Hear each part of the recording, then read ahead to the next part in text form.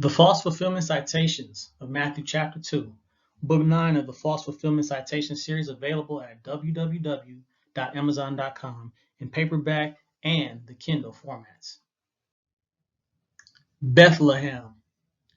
The first Gospel of Mark says nothing about Bethlehem. Why?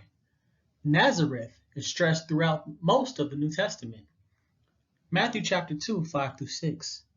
And they said unto him, In Bethlehem of Judea, for thus it is written by the prophet, And thou, Bethlehem, in the land of Judah, art not the least among the princes of Judah?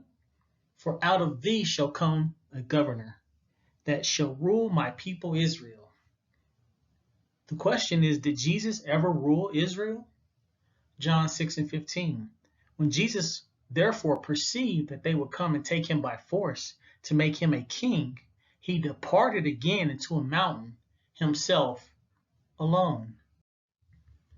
If we look at the word olam, or everlasting, from 5769 in the Hebrew, we see the word can mean long duration or antiquity. In context, Micah 5:2, when it says, whose going forth have been from of old, from everlasting, can also read just simply ancient times, or from of old. Here's an example. Genesis 6:4. There were giants in the earth in those days, and also after that, when the sons of God came into the daughters of men, and they bore children to them. The same became mighty men which were of old, men of renown. That same word, 5769, is there in the Hebrew. Again, Isaiah 63:9. In all their affliction he was afflicted, and the angel of his presence saved them. In his love and in his pity he redeemed them, and he bore them and carried them all the days of old. Again, we don't see the word everlasting translated there because that's not the context of what's going on. It's not talking about everlasting. It's just talking about something that has been going on for a long time. And we see this with the place called Bethlehem. David was born there a long time ago. So that's where the origins of the Messiah will come from, the loins of David, as we read in Genesis 35:19. And Rachel died and was buried in the way to Ephrath, which is Bethlehem. This is where David was born. So that's why it says, whose going forth have been from of old, from everlasting, or from ancient times, or from days of old. This has nothing to do with Jesus, because we know the book of John tells us that, he was created in the beginning, and he was in the beginning with God. But the context is not supporting this, because he didn't do what's in the book of Micah. And we're going to find that out in this next slide. Now, continuing on in Micah 5, we go to verse 5. It says, And this man shall be the peace when the Assyrians shall come into our land. The word Syria does appear in the New Testament, and guess what? Jesus brought no peace when the ruler of Assyria also had rule over Israel. Matthew 10:34. Think not that I am come to send peace on earth. I came not to send peace, but a sword. Luke 2:2. And this taxing was first made when Cyrenius was governor of Syria. Now, who is this? Greek 29:58 in the Strong's says a Roman. So when the Roman who ruled Syria gave taxes, Jesus did not bring peace to that. His family actually participated in that taxing and had to go and get rounded up for a census.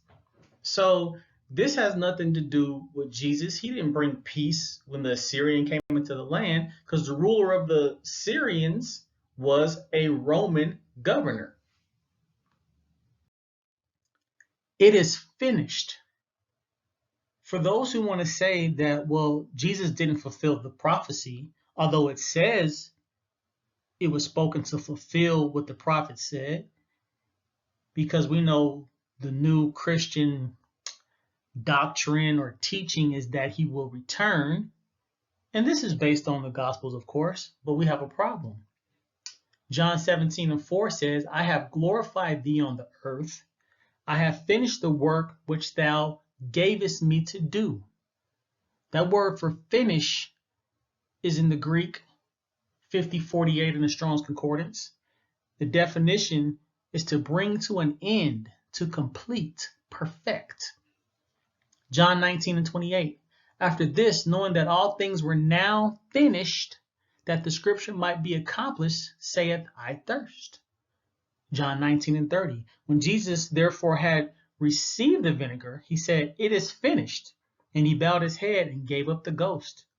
How and why would Jesus return if he is finished with all things from his own mouth? Out of Egypt I called my son, Matthew 2:15, and was there until the death of Herod, that it might be fulfilled which was spoken by the Lord through the prophet, saying, out of Egypt I called my son. Matthew's quote is sourced in the Tanakh, Hosea 11:1. When Israel was a child, I loved him, and out of Egypt I called my son. So we see this is not a prophecy, but telling of an event that already occurred. Exodus 3:10.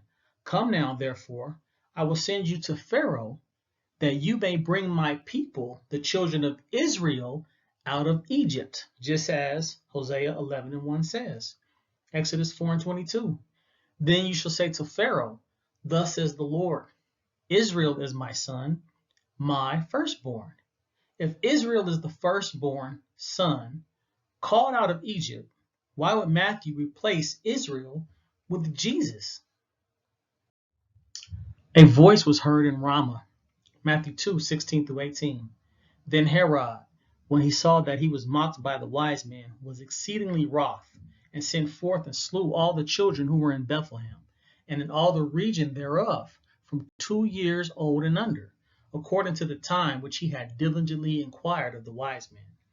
Then was fulfilled that which was spoken by Jeremiah the prophet, saying, in Ramah was there a voice heard, lamentation and weeping and great mourning, Rachel weeping for her children, and would not be comforted, because they are no more.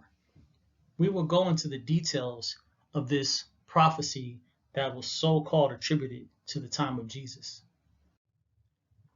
A voice was heard in Ramah. Ramah is not Bethlehem. If this decree was for all the children who were in Bethlehem and in all the region thereof from 2 years old and under, we got a problem. Because if this was the case, John the Baptist, the cousin of Jesus, would have been killed under this decree, being about 6 months older than Jesus. A voice was heard in Ramah. This is a quote concerning exile, not specifically the murder of children. Jeremiah 31:15-17. Thus said the Lord, a voice was heard in Ramah, lamentation and bitter weeping, Rachel weeping for her children, refusing to be comforted for her children, because they are no more. Thus said the Lord, refrain your voice from weeping, and your eyes from tears, for your work shall be rewarded, says the Lord. And they shall come back from the land of the enemy. There is hope in your future, says the Lord, that your children shall come back to their own border. How can these children come back to their own border if they were murdered? A voice was heard in Ramah. We're going to continue what's going on in Jeremiah 31 concerning the captivity. Jeremiah 31:23. Thus said the Lord of hosts, the God of Israel, they shall again use this speech in the land of Judah and in its cities when I bring back their captivity. The Lord bless you, O home of justice and mountain of holiness. Ezra 8:35. The children of those who had been carried away captive, who had come from the captivity, offered burnt offerings to the God of Israel. Ezra 9:8. And now, for a little while, grace has been shown from the Lord our God to leave us a remnant to escape, and to give us a peg in his holy place, that our God may enlighten our eyes and give us a measure of revival in our bondage.